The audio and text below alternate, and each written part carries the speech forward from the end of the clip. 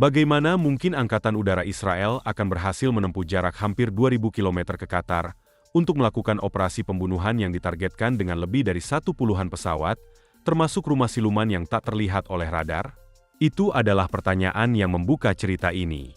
Targetnya bukan barak atau pangkalan militer, tetapi bangunan tempat tinggal di Qatar, di Doja, tempat para pemimpin senior tidak pernah bertemu di bawah perlindungan penjaga elit antara 5 blok identik dengan pom bensin beberapa meter jauhnya. Tujuannya berada tepat di tengah. Operasi itu harus dilakukan dengan pembedahan. Menghancurkan satu membangun tanpa yang lain. Bahkan tidak stasiun bahan bakar yang berdekatan, akan rusak. Untuk mencapai hal ini, mereka meluncurkan hampir 10 senjata berpemandu presisi pada saat yang sama. Semuanya disinkronkan dengan titik dampak kunci struktur. Untuk mencapai hal ini, mereka meluncurkan hampir 10 senjata berpemandu presisi pada saat yang sama. Semuanya disinkronkan dengan titik dampak kunci dari struktur tersebut. Ada spekulasi tentang amunisi yang digunakan. Berbagai kemungkinan seperti pompa berpemandu GPS, proyektil spike dengan penunjukan laser, atau bahkan rudal rampage yang ditakuti, yang mampu melakukan perjalanan jarak jauh dengan kecepatan supersonik dan memiliki marin kesalahan hanya 10 meter. Serangan itu pun terjadi. Bangunan pusat dihancurkan, sementara 4 lainnya tetap utuh. Namun, yang mengganggu adalah bagaimana Israel bisa mengetahui dengan kepastian mutlak bangunan mana dari 5 bangunan tersebut yang harus diserang. Dari awal perang di Gaza, pembangunan distrik di Qatar telah berada di bawah pengawasan konstan. Tentara dari penjaga Emiri berpatroli di daerah sekitarnya 24 jam sehari, dilengkapi dengan kamera, kontrol, dan kendaraan pengawal. Yang terlihat seperti perlindungan, namun sebenarnya itu adalah tanda yang jelas. Di tempat itu bersembunyi seseorang yang penting. Bangunan tersebut adalah titik pertemuan biasa bagi para pemimpin tingkat tinggi. Qatar menerima mereka dengan dalih mempertahankan dialog terbuka. Tetapi alasan sebenarnya sangat sederhana, melindungi diri. Dengan menawarkan perlindungan, para pemimpin tidak pernah khawatir akan menjadi sasaran. Namun, bagaimana Israel berhasil menembus Qatar? Jawabannya terletak pada intelijen, khususnya Shin Bet. Badan Keamanan Internal Israel ini mengerahkan jaringan teknik, informan di lapangan, komunikasi yang mendengarkan terenkripsi, pengawasan satelit, dan drone ketinggian tinggi, serta alat-alat sibernetika yang mampu mendobrak hambatan digital. Setiap bagian data, setiap sinyal, dan setiap pergerakan disilangkan dan diverifikasi. Misinya bukan hanya sekadar kudeta ketepatan, tetapi juga prestasi teknik udara. Jarak antara Israel dan Doha melampaui 2.000 km sekali jalan. Terlalu jauh untuk radius pertempuran rumah yang dipenuhi dengan senjata berat. Masuk dan keluar dengan selamat membutuhkan sesuatu yang lebih. Pengisian bahan bakar di udara. Diperkirakan sekitar 15 pesawat tempur berpartisipasi dalam operasi tersebut. Untuk mencapai hal ini, mereka harus bertemu secara rahasia dengan tanker terbang besar, Ram Pound 707, yang mampu mentransfer bahan bakar di udara hingga puluhan meter tingginya. Pengisian ulang tidak dilakukan di langit manapun. Itu akan dilakukan di koridor zona internasional atau di negara-negara pihak ketiga yang tidak memiliki radar musuh yang dapat mendeteksinya. Jadi, antara jam 3 dan 4 sore, langit Doha tetap tenang. Tidak ada seorang pun yang membayangkan bahwa, ratusan meter di atas kepala mereka, formasi Israel sudah siap untuk melepaskan tembakan bedah. Seluruh perjalanan menuju Qatar hanya memakan waktu 3 jam. Serangan itu sendiri berlangsung hanya selama 2 menit. Lebih dari 10 amunisi berpemandu presisi turun hampir di tempat yang sama, tepat di blok tengah Qatar, di mana para negosiator berkumpul. Setiap proyektil mengenai satu titik khusus, menyebabkan struktur itu runtuh. Dan jika Anda bertanya-tanya mengapa Qatar tidak mencegat ancaman tersebut, jawabannya adalah karena serangan itu bahkan tidak terdeteksi.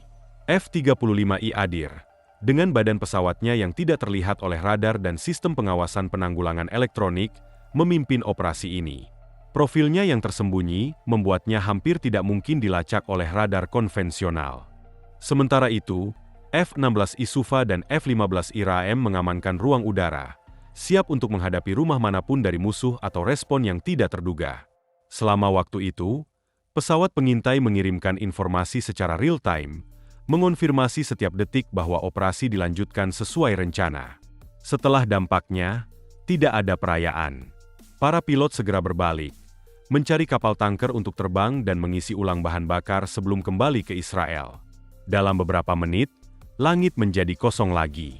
Namun, ini bukan serangan pertama yang dilakukan oleh bagian dari Israel dengan jenis ini.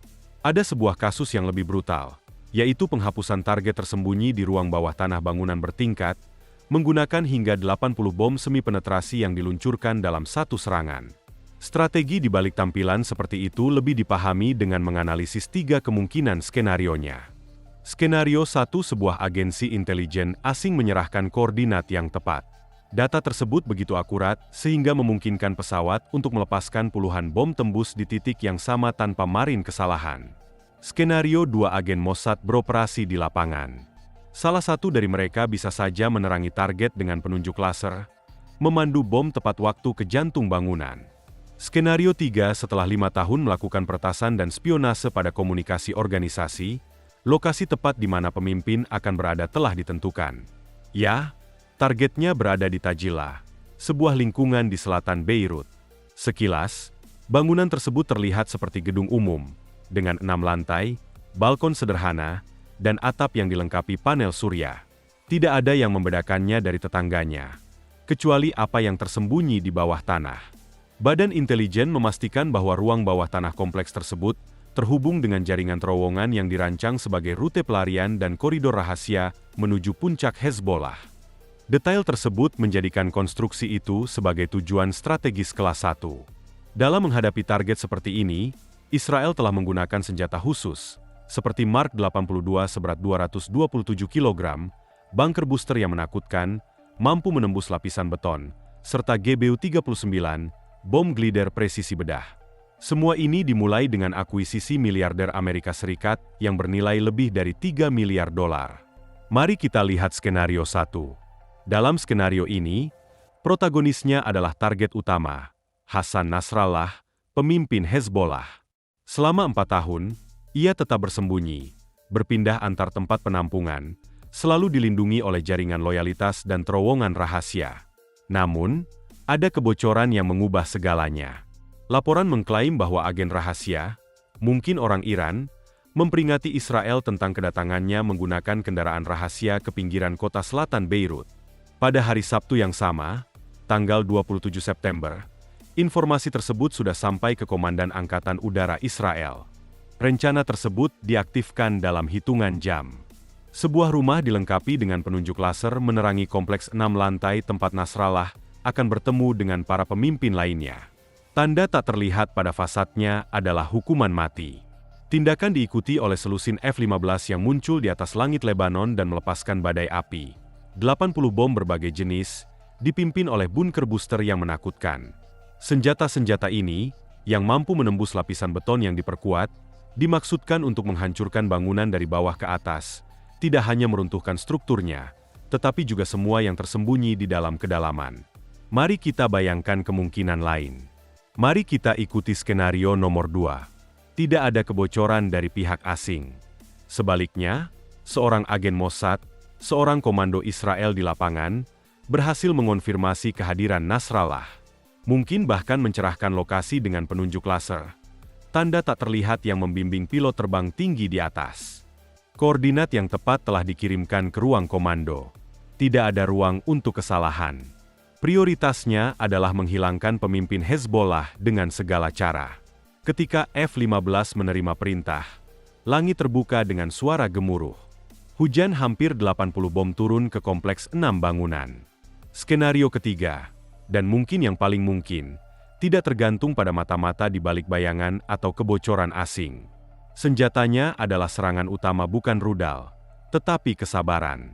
Selama 5 tahun, sistem intelijen Israel bekerja diam-diam untuk meretas komunikasi Hezbollah, menyadap pesan sandi, menguraikan pola, dan menunggu saat yang tepat. Hari itu tiba. Algoritma mengonfirmasi bahwa pemimpin dan para pimpinan berkumpul di kompleks tersebut. Sinyal tersebut dikirim langsung ke pilot. Dalam hitungan menit, formasi F-15 melesat ke langit dan melepaskan badai api. Hampir 80 bom berbagai jenis dikoordinasikan untuk menghancurkan setiap sudut struktur, terutama bunker bawah tanahnya. Namun, di antara semua senjata yang digunakan, Ada satu yang menghasilkan rasa hormat bahkan di antara para veteran. Bunker booster dirancang untuk memburu musuh yang bersembunyi di bawah bertonton beton. Pada ujungnya terdapat sensor laser yang mampu memandunya dengan presisi milimeter menuju target yang ditandai. Sebuah sistem sirip yang dapat digerakkan menyesuaikan lintasan penerbangan penuh, mengoreksi setiap deviasi. Di dalamnya terdapat jantung mematikan, beban 295 kg bahan peledak tritonal, campuran 80% TNT dan 20% bubuk aluminium yang menghancurkan, mampu menghasilkan gelombang ekspansi kekuatan yang sangat besar di ruang tertutup, terbuat dari meriam artileri yang diperkuat. Struktur ini cukup sulit untuk ditembus, menembus beberapa lapisan sebelum meledak.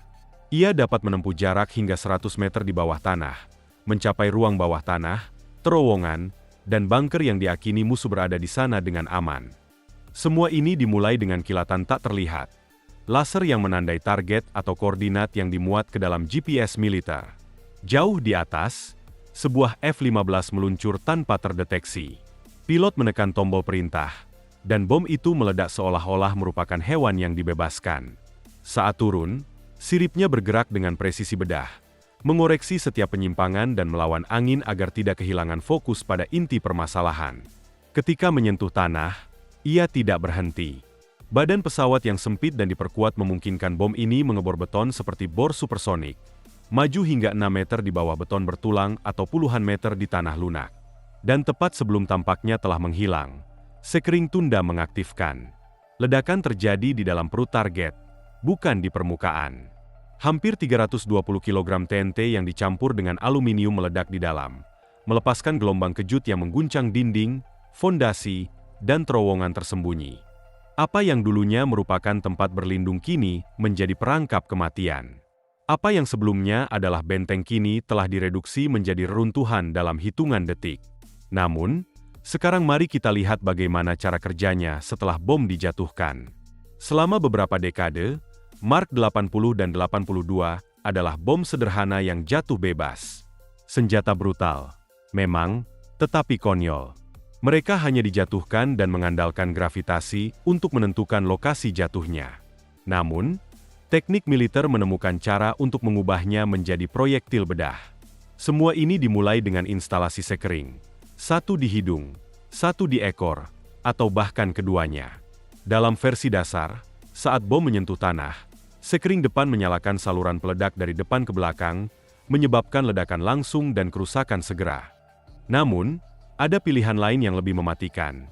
Sekering FMU-139 di bagian belakang. Sekering ini dapat diprogram oleh pilot untuk mengaktifkan ledakan dengan penundaan. Dengan demikian, bom tersebut dapat menembus terlebih dahulu permukaan beton, maju beberapa meter ke dalam struktur, dan kemudian meledak dengan muatan peledak tinggi seberat 227 kg.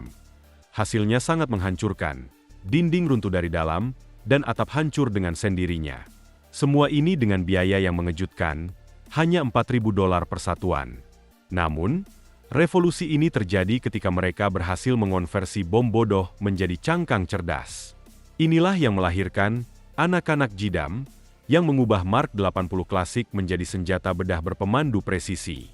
Prosesnya dimulai dengan membuang ekor konvensional yang menjadi hambatan rendah.